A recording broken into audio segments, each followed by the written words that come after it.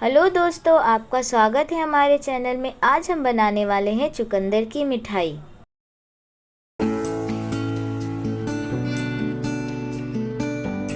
चुकंदर की मिठाई बनाने के लिए सबसे पहले हमें चाहिए 6 से 7 चुकंदर और हम उसे पानी में अच्छी तरह से धो लेंगे ताकि चुकंदर में जो भी मिट्टी लगी हो वो पूरी तरह से निकल जाए।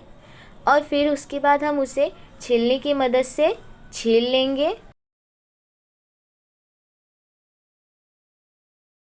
इसी तरह से हमें एक एक करके सभी चुकंदर को छीलने की मदद से छील लेना है।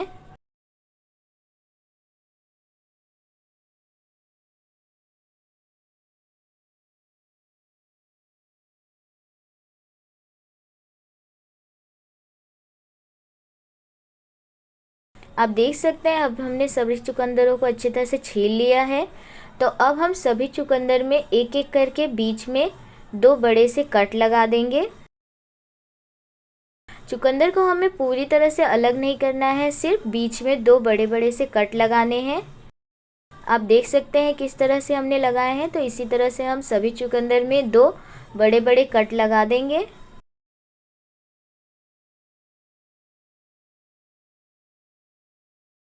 ताकि चुकंदर हमारा अच्छी तरह से पक सके।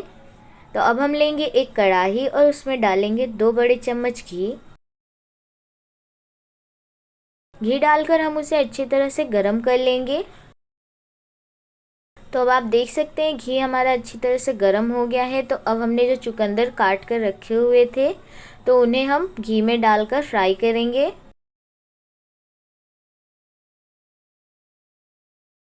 एक एक करके सभी चुकंदरों को हमें एक साथ डाल देना है घी में और उसे अच्छे हल्के हाथों से चलाते हुए घी में घुमाते हुए पकाना है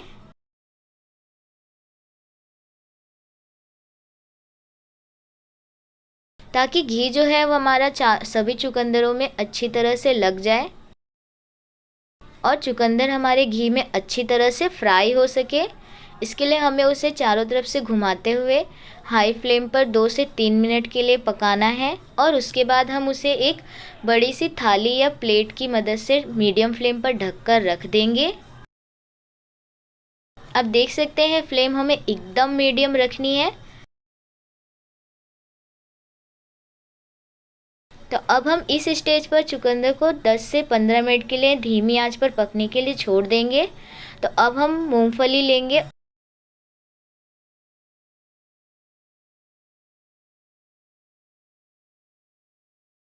तो अब हम आप देख सकते हैं मूंगफली को हमने भून लिया था अच्छी तरह से। तो अब हम उसे हाथों की मदद से उसके सारे छिलके निकाल लेंगे। और जब हम मूंगफली के सारे छिलके निकाल लेंगे तो हम किसी वज़न चीज़ या फिर लोढ़े की मदद से हम मूंगफली को धीरे धीरे कूटते हुए कई टुकड़ों में बांट लेंगे। हमें मूंगफली को मिक्सर में ग्राइंड नहीं करना है, हमें सिर्फ मूंगफली के छोटे छोटे टुकड़े करने हैं। तो इसके लिए हम उसे लोढ़े की मदद से छोटे छोटे टुकड़े कर लेंगे।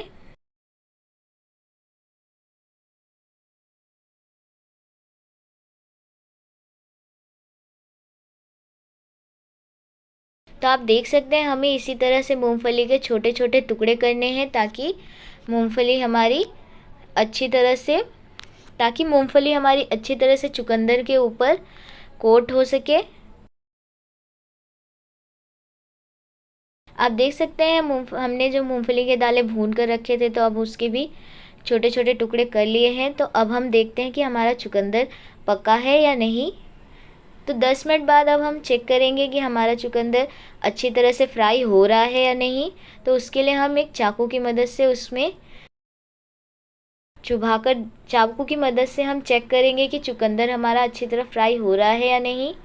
तो अभी भी थोड़ी कसर है तो हम उसे 5 से 8 मिनट के लिए और ढककर रख देंगे। 5 से 8 मिनट के लिए हमने इसे और ढककर रख दिया था। तो अब आप देख सकते हैं चुकंदर हमारा अच्छी तरह से घी में फ्राई हो चुका है। इस पूरे प्रोसेस में हमें 15 से 20 मिनट का वक्त लगता है। तो हमें इसे मीडियम फ्लेम पर ही धीरे धीरे आंच में पकाना होता है। तो अब जो हमारी कढ़ाई में घी था तो उसी के साथ हम उसमें 200 ग्राम चीनी डाल देंगे। 200 ग्राम चीनी डाल देंगे और उसमें हम आधा ग्लास तक पानी डालेंगे और उसकी चाशनी तैयार करनी है हमें। चाशनी को हमें हाई फ्लेम पर धीरे धीरे चलाते रहना है ताकि चीनी हमारा नीचे लगे नहीं और चीनी हमारी अच्छी तरह से चाशनी में घुल जाए। तो आप देख सकते हैं 4 से 5 मिनट बाद की चाशनी हमारी अच्छी तरह से बॉईल होने लगी है। तो अब हम इसमें एक एक करके जो हमने चुकंदर घी में फ्राई किए थे वो डाल देंगे चाशनी में।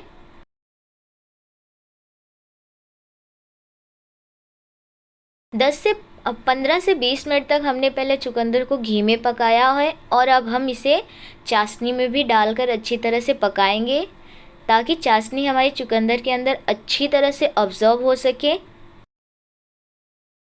और हमारी चुकंदर की जो मिठाई है वो भी मीठी हो।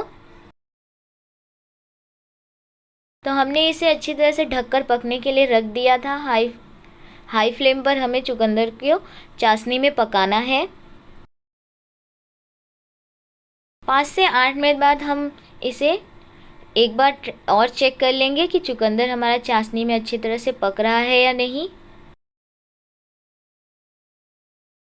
और हम चुकंदर को एक बार फिर से चारों तरफ से पलट देंगे। हम इसे बिना ढके ही हाई फ्लेम पर पकाना है क्योंकि चुकंदर हमारा काफ़ी पक चुका था, घी में भी और चाशनी में भी अब काफ़ी पक चुका है। जो हमने चाकू की मदद से आपने देखा है कि हमने ट्राई किया तो चाकू हमारा अच्छी तरह से चुकंदर के अंदर चला जा रहा है, जिसकी मदद से हमें पता चलता है कि चुकंदर हमारा अच्छी तरह से पक चुका है। तो अब हम उसे हल्के हाथों से चलाते हुए घी चाशनी में पकाएंगे।